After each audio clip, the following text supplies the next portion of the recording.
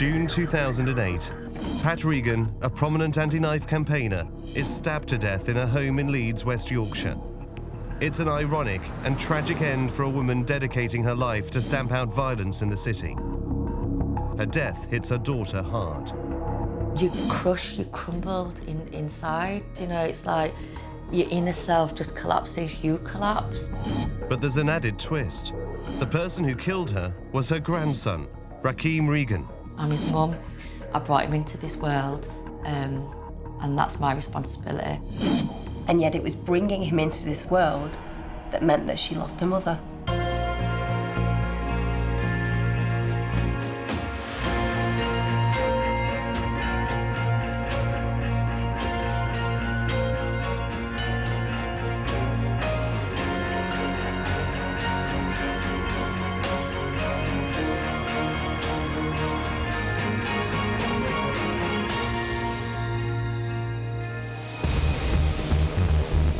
Britain's Darkest Taboos reveals the shocking true stories behind the most horrific acts of familial crime, including murder.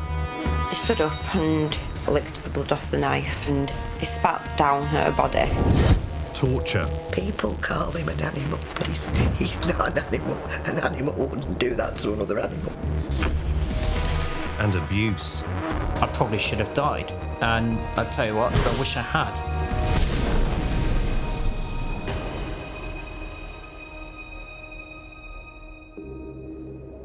Leeds, West Yorkshire. Like many cities across the UK, there are areas here blighted by gang culture. It's in this city that Pat Regan, a mother of 6, spent her entire life. Her oldest daughter is Franky.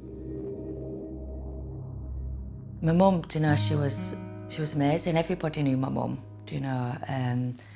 She's lived around Leeds most of her life, in all different areas of Leeds, has been involved in lots of community things in Leeds. My mum was the kind of person that would help anybody. She was always wanting people to be fair with people. If she thought that there was an injustice, she'd be one of the first people to speak up about it. She had time for everybody, you know, didn't judge people. On the 2nd of October 1987, at 17 years old, Franky has a baby boy called Rakeem. He is Pat's first grandchild, and she's there to support her young daughter. My mum was giving me the gas and air, you know, she was saying, you'll need this, you'll need this. She probably held him before I did, and he was a lovely, healthy baby. So, yes, it was a good birth. It was a big hoo-ha. All these aunties and all these uncles and, you know, cousins and, you know, extensive family. And we really thought he was going to be into his music, and, you know, we had really great ideas and prospects for him in his future. Rakeem was a gift to the family. As a young mum, Franky needs support. Pat steps in, and Rakeem forms a strong bond with his grandma. If he were in trouble, he'd go to my mum's probably more than me, because my mum had probably dealt with it better. He was a grandson, they were just really close. Emma Kenny is a psychologist and has been looking into Rakeem and Pat's early relationship. Rakeem was Pat's first grandchild, and this really did forge a special bond. Rakeem and Pat were incredibly close, and she would often spend long periods of time with him. It's really testament to Pat and her family to see how close they were, because Rakeem was very much part of Pat's life and would have had a very firm foundation of love because of the support that she offered him. He was the apple of her eye, as some might say. Rightly so. He was a beautiful, you know, very, very gentle young man, and he was just clever, very playful, always smiling. Never ever did I ever see an ounce of aggression in Rakeem. Everybody loved him. But Rakeem is growing up in a tough neighbourhood. As he reaches his teens, he begins to be influenced by the gangland culture that surrounds him. We had worries about him because it seemed that he was impressed with kind of gang culture or the big man in the area and all that kind of stuff. You know, there was a lot of that around us at that time. And we were just kind of like saying, you don't really need to be focused on that kind of stuff. You need to focus more on your education, your music, you know, things that are quite playful, things that are positive. Don't look at the negative and don't be, you know, tempted to follow that kind of lifestyle. And with an interest in gangs, there's one person Rakeem is instantly drawn to. That person is Danny Regan, Rakeem's uncle, and a notorious local gangland member. Danny was like a celebrity, I suppose, in the crime scene, in the street world, you know, and he was also a celebrity to a lot of young people, including Rakeem. Him and Rakeem had a really, really good relationship. That relationship bothered me because of Danny's lifestyle and the fact that Rakeem had looked up to him. You know, it was like, oh yeah, I'm gonna possibly step up into my uncle's shoes at one point or another. And it was like, you're not the same makeup, you're not the same background build-up. You're a pacifist, you're a placid young person who reads books. You don't need to go down that road, Rakeem. Yeah, but Uncle Danny this, Uncle Danny that. But why is Rakeem so impressed by his Uncle Danny? What is it about this gang lifestyle that attracts young teens? Laura Richards is a criminal behaviour analyst and has been looking into Danny's past. Well, with the gangster lifestyle, you don't always see the danger and the risk that comes with it. You see all the trappings and the spoils of what it brings.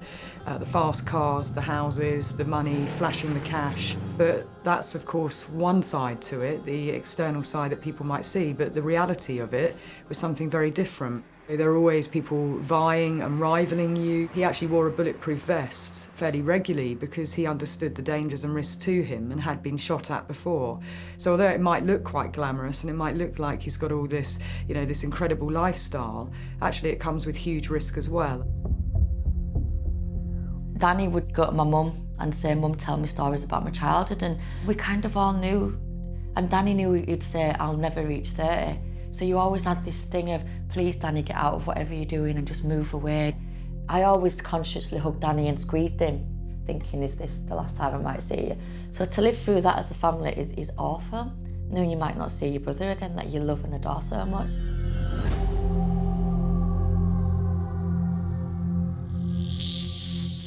While Danny continues to have a growing influence on Rakeem, Franky is desperate to keep her eldest son on the straight and narrow. My brother was upset that I didn't want Rakeem to be around him. I just didn't want him to see anything about the lifestyle or be hurt, but they had a really close relationship. There'd be times Rakeem would come in and I'd stop Rakeem from pocket money for certain stuff, and Danny would give him £50, you know, and he'd go, well, Danny's giving me £50, or he bought him a big posh bike and I was going, he can't have that bike, he has to earn it. So we'd be in battles of things like that. In the late 1990s, Danny moves to Liverpool. He's making good money from his crimes, but is now heavily involved with dangerous gangs. His family are beside themselves. Really upset and worried about it, you know, especially when we kind of had a sense he was moving with the big guys, so to speak, because Danny couldn't handle himself around that. And then a number of friends of his had been killed. There was a state where a lot of people had been killed, and then you'd hear things like, oh, Danny's next, he's been mouthing it off a lot. God knows what my mum were going through at that time. The worry if your child is late home, times that by 1,000,000 to the fact that your son's out on the street potentially with a weapon, you know. You don't know, all these things must go through your head. The people he was mixing with, yeah, it was just a constant worry from my mum.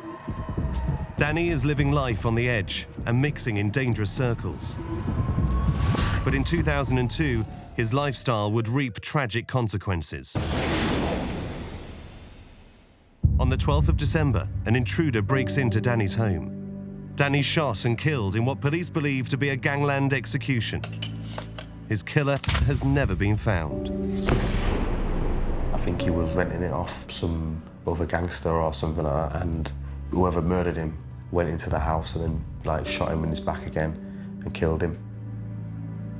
It just brought it all home to us. We see killing all the time on TV, but you don't expect it to be, you know, in your family. And then when that actually happens, it destroys you. Danny's death changes this family forever. It leaves Pat determined to put an end to gang-related violence. To lose a child She never got over it. But for Rakeem, the death would have more damaging effects that would bring more heartache and violence into this family. Some of the language that he used after the stabbing was really out of character for Rakeem. I want to kill this and I want to stab. Do you know what I mean? It's like, why are you talking like that? December 2002, and Danny Regan, a Leeds gang member, has been shot and killed in a suspected gangland killing. The news has hit his mother, Pat, hard. It's at this time that Pat decides to make a positive out of her son's death. She becomes heavily involved in a group aimed at ridding the city of violent crime. The very crimes that led to Danny's death. There was an organisation that my mum joined, which was set up in Manchester called Mothers Against Violence. That was her way of, dealing with the bereavement, but at least she was doing something positive about it. She used to go into schools, youth clubs. She used to even speak to police officers about bereavement, the effects it has on families. Working alongside her in the Manchester branch is Patsy Mackay. She felt if she was doing something in the community, they would see that and respect her for what she was doing and come alongside her. And I believe that's what happened as well. I just want people to start being vigilant, parents really, start looking at what your children are getting involved in. Come together with us, we can all support one another. And Pat's own experiences strike a chord with people on the street. Everybody just loved my mum, and if she needed to speak about something, they'd come from my mum, because she just had this way of speaking which had lots of conviction and soul. It would come from the heart and it was raw. She tirelessly worked around the clock, trying to educate young people right from wrong and the effects and the dangers of being involved in a gang. The work she was doing was good news to people. They wanted to know that somebody else was doing it. Even though it wasn't them that was doing it, they needed something done, and Pat was the one who was doing it in Leeds. But while Pat manages to find a positive, her grandson Rakeem struggles with his uncle's death. Rakeem was quite impressionable, he was young, and he looked up to Danny in a strong way, do you know what I mean? He wanted to be like Danny, like a lot of young people did. So Rakeem had been puffed up to this, yeah, I'm a Regan kind of thing.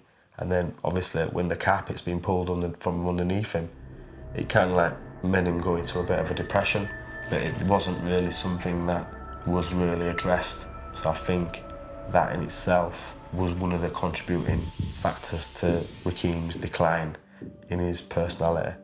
He was never right after that. He was angry that they didn't find anybody that killed his uncle. You just have to imagine for a moment that here we have a young man, a little bit lost, without a role model of a father, who's identified with this particular uncle who matters to him. And suddenly, firstly, he's not available to him anymore. And secondly, he knows that he has been murdered. That must have been an absolutely overwhelming amount of information for Rakeem to deal with, and undoubtedly will have affected him psychologically. Over the next 2 years, Rakeem continues to struggle with life.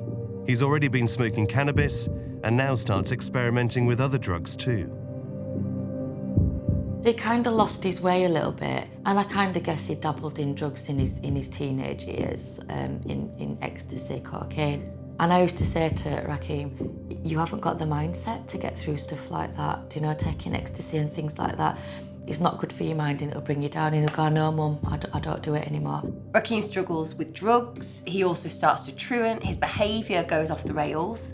And this is all demonstrative of a young person who can't cope. Rakeem is desperate to be like his uncle Danny and begins to become more involved in gang culture and becomes known to the police. His family, meanwhile, are trying to stop him being led astray. The name Regan, at that time in our lives, was a bit of pressure for him because I think a lot of people were expecting him to take up the mantle of his Uncle Danny. That wasn't the case. He wasn't. He couldn't. He was just no way, because he wasn't going to be the one to do it. Do you know what I mean? Even though people might have been expecting that of him, he wasn't Danny Regan. He was Rakeem Regan, who was totally different. I think them expectations were definitely harmful to him. in the respects of young people, but also on the other hand, the authorities, the police, had this impression that he was going to try to be Danny, so we keep an eye on you. And I think that was a contributing factor to Rakeem becoming more and more paranoid and ill. He's trying to assume this sort of gangster appearance and lifestyle, but ultimately he's just not cut that way. And so the family see a change in him, and actually there are very clear signs that things aren't right, and he's certainly not well, and he starts to rapidly deteriorate.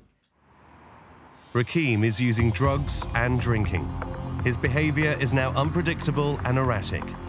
In 2008, now aged 20, he gets involved in a brawl with devastating consequences. I got a phone call from my mum, and my mum says, Rakeem's been stabbed. I was like, what? He's been stabbed? Who stabbed him? Why would anybody stab Rakeem? He's harmless. He'd got stabbed at this party. He was in the wrong place at the wrong time. This guy had gone berserk. When Rakeem thought the guy was punching him, the guy was actually stabbing him. So Rakeem run for his life and collapsed at the end of the street. Next thing, he's woke up in hospital. His hand severed, his nerves, his tendons in his fingers cut, pot on his arm. He'd been stabbed in his legs, in his head, where he's put his hands up to stop himself from being stabbed. The knife's gone through his hand, into his face. But despite the trauma, Rakeem is reluctant to press charges. And we're saying, Rakeem, you've got to tell the police who did it. Tell them. And he's going, I don't know what to do, I don't know what to do. And it was a bit of honour amongst friends. Because they had no trust, no faith in the police, you don't say who it was. The fact that Rakeem had suffered this brutal wounding was really a massive contribution to his deterioration in his mental state. The family believe Rakeem suffers some sort of traumatic stress from the stabbing, and this serves to fuel his paranoia and erratic behaviour. Over a period of months, some of the language that he used after the stabbing was really out of character for Rakeem. I'm going to do this and I'm going to do that, and I'm going to kill this and I want to stab. Do you know what I mean? It's like, why are you talking like that? I remember him just sat with his head going, what do I do, what do I do? Leave me alone, leave me alone. It was a real downward spiral for Rakeem. We just thought he was really depressed and had all the symptoms of being depressed, not really bothered about his dress sense, sleeping a lot through the day. They'd found quite a number of bottles of wine around the house. So he just seemed a bit lost. We worried for him because he just seemed to give up on himself. It was just difficult for him and difficult for everybody to realise the effects that these attacks do bring. But although the family believe Rakeem is suffering from depression, he's actually displaying all the symptoms of paranoid schizophrenia. When we talk about mental illnesses like schizophrenia, here the individual who's suffering it will experience acute paranoia, so an absolute conviction that people are out to get them. In Rakeem's case, it seems that this predisposition for schizophrenia starts to alert his senses to a belief that the police are out to get him. Pat is becoming increasingly concerned for her grandson. My mum was really worried for Rakeem. She could see the signs, and obviously my mum and Rakeem was really close, so she could see the difference, the change in him. My mum was so frightened of losing Rakeem because prior to that, obviously she's lost a son, Danny. She could see all these things happening in front of her face and unravelling.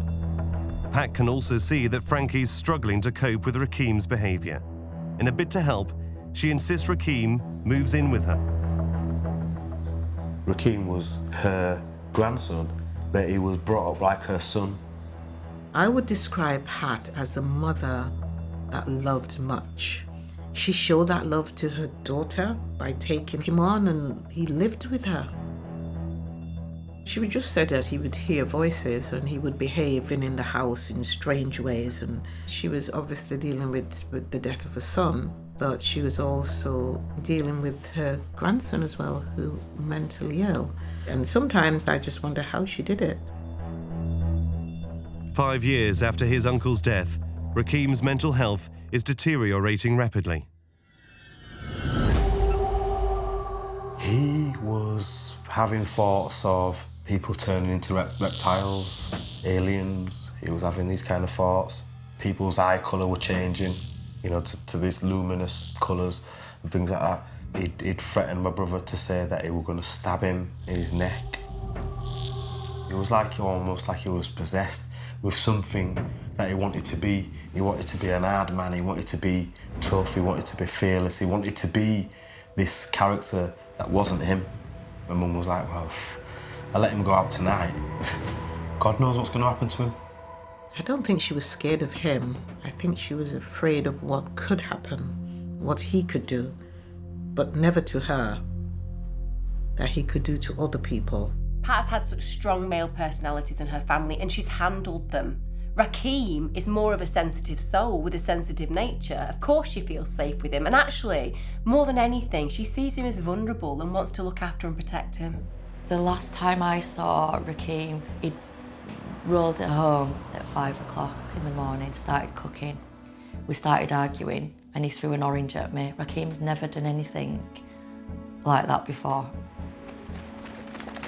31st of May 2008, Rakeem goes missing. Shane's told he's been spotted running manically in local parks. Laura Richards believes his behaviour displays clear risk factors that should have been picked up. And at this stage, in his mind, everybody is the enemy. Everyone is against him. You know, he's hallucinating to the point he's seeing people as reptiles and aliens, so he's not in a clear present state of mind, and at this stage he presents a serious public protection risk. All these pressures in his mind built up into a massive, terrible explosion of violence. Rakeem is at large. He's no longer in control of his actions and is potentially very dangerous. Anybody who approaches him or tries to tackle him could well be at risk. Basically, he panicked and he bit me and run off. Once found, he would turn against the very people who are trying to care for him, with tragic consequences.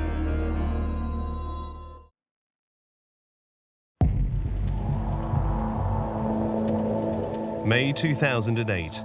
Rakeem Regan is suffering from a psychotic episode.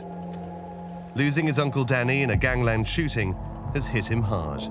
And after months of dabbling with drugs, Rakeem's mental health is deteriorating rapidly.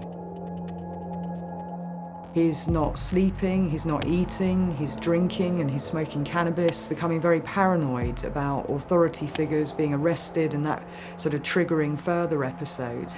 He's threatening to attack people and be violent to them. So he's very clear, he's expressing that he wants to attack people. And these are all very clear risk factors. Rakeem has been spotted charging round local parks in a state of psychosis. After scouring the streets, his uncle Shane finally tracks him down in the centre of the city. This is where I kind of found Rakeem after getting numerous phone calls from friends saying that Rakeem's in town acting really strange. He was practically hallucinating. He was looking around my head when he was talking to me, like there was stuff around me and all this kind of stuff.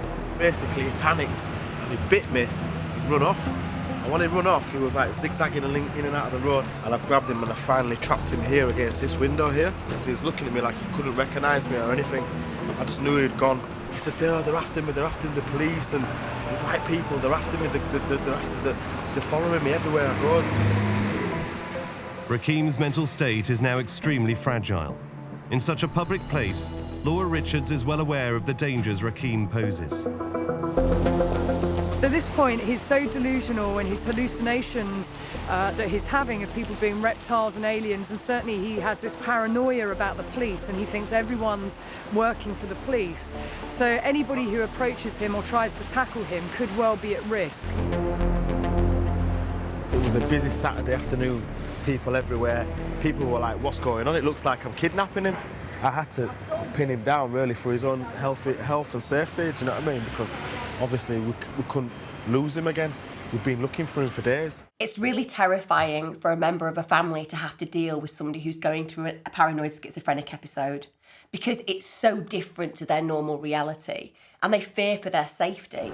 It just felt like another loss in the family. My heart was sunk so far down. I just had to, you know, let some tears out, man, because it was really, really sad. It was really sad to see him in that state.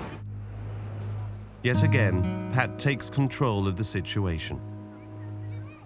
She takes Rakeem to hospital, where he's assessed and released. This is a child that she's known from birth, a child she has loved and connected with, someone who is incredibly close to her. She is his grandmother, and she doesn't believe for a moment that he's capable of harming her. A mental health team say they'll visit Rakeem in the morning. She's used to dealing with difficult teens and thinks she can handle her own grandson. She calls her daughter and says everything's under control.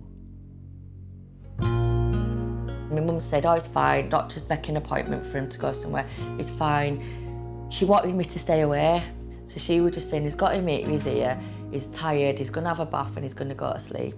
Come and get him tomorrow. This was on the Saturday. I have an enormous amount of guilt of not being involved in that, but I kind of guess my mum was trying to protect me from not seeing my son in this state. I was assured when I heard that Rakeem had been released and he was at home with my mum from my cousin that everything would be fine. He'd eaten some food and he was calmer. If I'd have had any inclination that he was a danger or a threat to my mum or to anybody in that household, I would have been there. Rakeem is in a terrible state mentally and proves to be very dangerous. Sunday, the 1st of June 2008, the day after Rakeem is released from hospital. Shane's due to host an event with his mum to warn young children of the dangers of guns and knives. But Pat fails to turn up. I've tried to make these phone calls to her and I wasn't getting through. And I thought, well, do you know what, she'll turn up. So I got on with my day, packed my car up, all the stuff, went to the event, set the event up. I'm at the event and I'm still making phone calls to see where she is because it's getting on. And then I got the dreaded phone call to go down to my mum's house. Shane rushes to his mum's flat and is greeted by teams of police and forensic officers. There's a policewoman standing at the stairs with a police officer and I was asking, what's happened? I said, they can't tell us anything. All they can tell us is that there's somebody upstairs, a woman that's dead. And, you know, at that point we was thinking, well, who could it be? The family aren't allowed inside the house, but they're told the woman inside is their mum. She's been stabbed to death. It just made me want to freak out and just hurt myself, hurt something, break something. To know that my mum had been through that much pain and that much struggle, that it just made me feel really, really, really, really upset. The news of hearing that my mum's been killed, my mum's in a pool of blood, my mum's dead, my mum's not around no more, it knocked us for six. I was hysterical. I would give anything, you know, to have my mum back, you know. It's to hear that call. I've had that call before about my brother, about my young brother. Well, I'm telling you, my world just fell apart. I just started, I would call it bawling. It was like, it was somebody, you know, related to me or somebody very close to me, and I just wept. You crumbled inside, you know, it's like your inner self just collapses, you collapse. Police need to catch the killer, and Rakeem is nowhere to be found. He is the prime suspect. For the crime scene assessment, the blood spattering, the fact he would have had quite a lot of that on his person, on his clothing, on his shoes, and then his run out of the home address, they would have picked him up on various cameras. He had the weapon on him too. So the crime scene assessment, the forensics, all of those things are important here in terms of building the case. Rakeem charges down to Leeds station. He stabs a train guard who tries to restrain him. He's then arrested for killing his grandma. The fact that Rakeem had been arrested and he had blood on him and he'd been caught with a knife, that's when the penny dropped. That, hang on a minute, has Rakeem done this? That was like a double blow. The blow that my mum had been killed, and the double blow was that it was by Rakeem. When Shane and the other family members find out that Rakeem has killed Pat, the pain must have been intense because firstly, they've lost a mother and a grandmother, someone who's been the very heart of their family. But also, the person who has killed her is someone that they all care about and love, and more importantly, someone that they know has been very unwell. The realisation that your son's done what he's done, it's just gut-wrenching. I never felt, you horrible, horrible, nasty person, I never felt that. Part of me sometimes thinks, would it be easier to dislike, not love Rakeem if he'd have been a drug addict and he'd have killed her because he wanted money for drugs or something, or he was just a nasty person. But because he wasn't, and it was the mental health, and he loved his grandma, and he wasn't a bad person, it just makes it that much harder, knowing that what a nice lad he was. The family are in a state of disbelief. Finally, they begin to piece together the last 24 hours. My mum was trying to keep Rakeem for the doctors to examine, and trying to do that, there was a struggle. And in that struggle, Rakeem had an episode, and obviously it resulted in my mum losing her life. I remember saying to the policewoman how she died, and she told me she died from a stab wound to the neck. It had hit an artery, and she would have died almost instantly. It was definitely a very, very violent attack that Rakeem had made. That's not the kind of Rakeem that we know.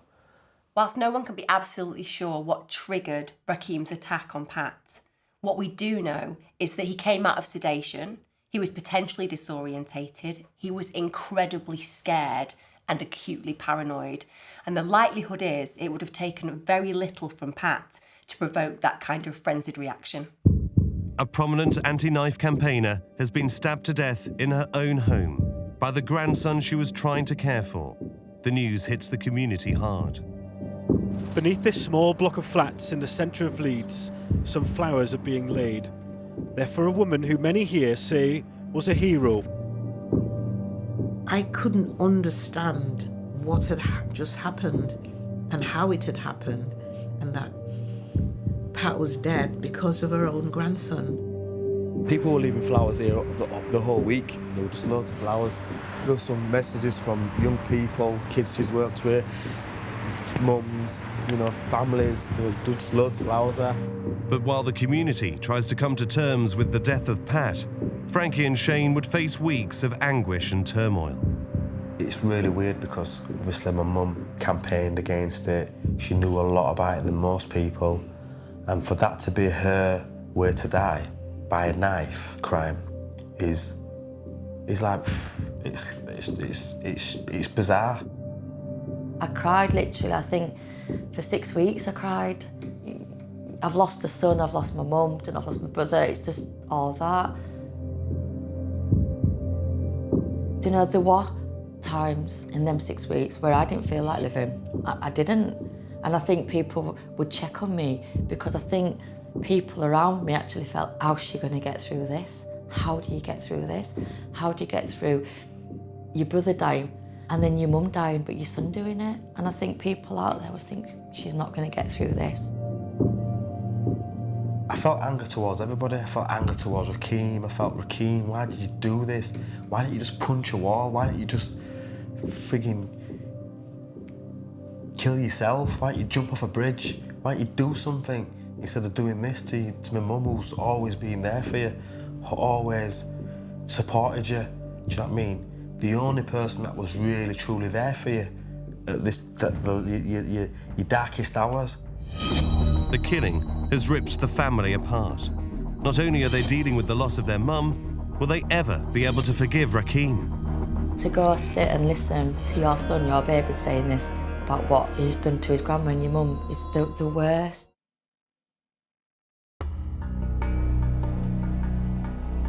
The 1st of June 2008, and a prominent anti-gun and knife campaigner, Pat Regan, has been killed in her flat in Leeds.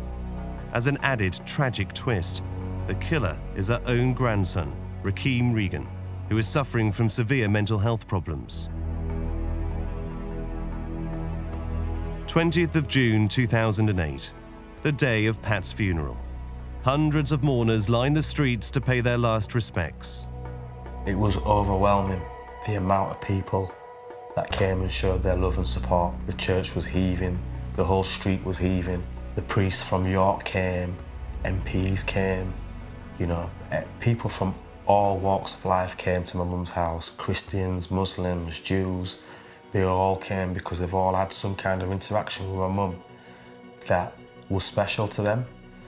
And that in itself gave me strength to know that my mum had left us the inheritance of the streets, of people, not gold and diamonds and cars and houses that people generally fight over and, you know, be spoiled over. And this is just people.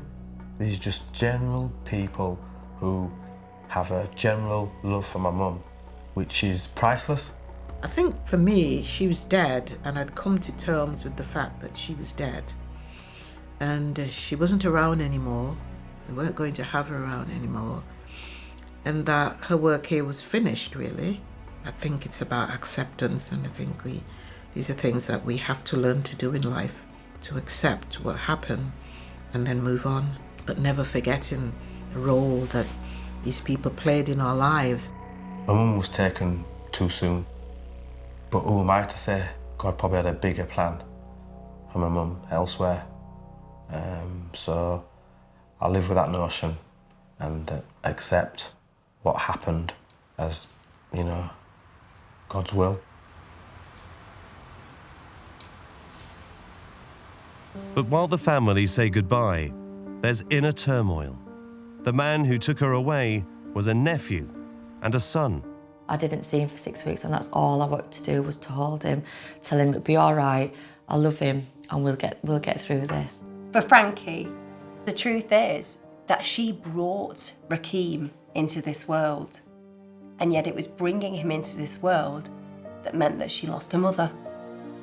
At times I do get angry and think, oh my God, but clearly it was the mental health state it was in. And mental health is the worst disease, and it is a disease, an illness you can have, because you're totally not in control of how you are. Franky needs to see her son. Before the court case, she's told she can visit him. First seeing him where he was, it was like heartbreaking. I didn't know if he'd remember, and he remembered what he'd done, but he was still in a psychotic state. He was still delusional about what he'd done and how he'd done it. And to go sit and listen to your son, your baby, saying this about what he's done to his grandma and your mum is the worst. On the 9th of January 2009, Rakeem pleads guilty to manslaughter on the grounds of diminished responsibility. Normally it's one side against the other, isn't it? Where there was no side against the other.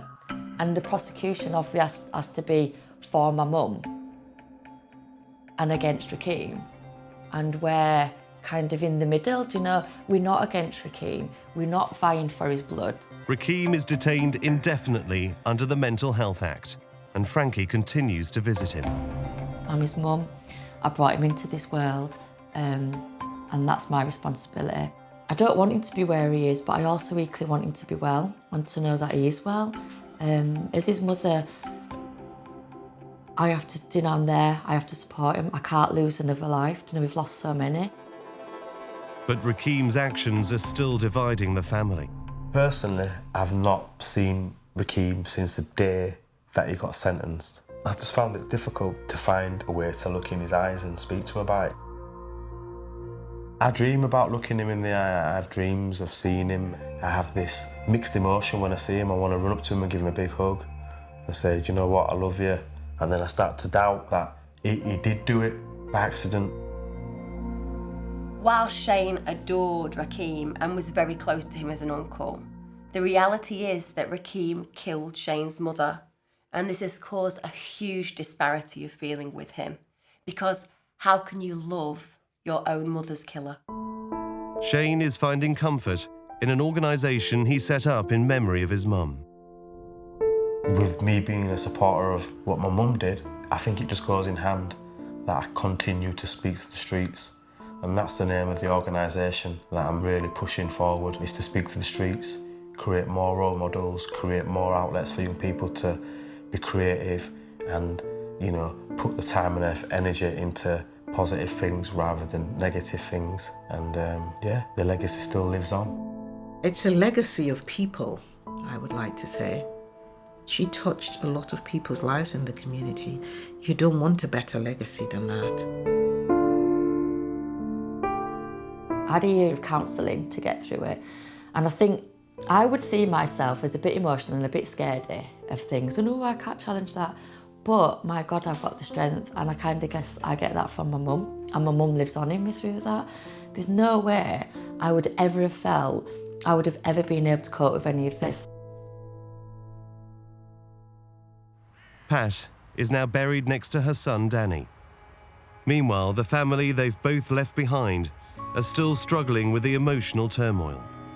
I miss my mum very, very deeply, but I feel her energy surrounding me every day, most of the days of my life. You know, she lives on through us.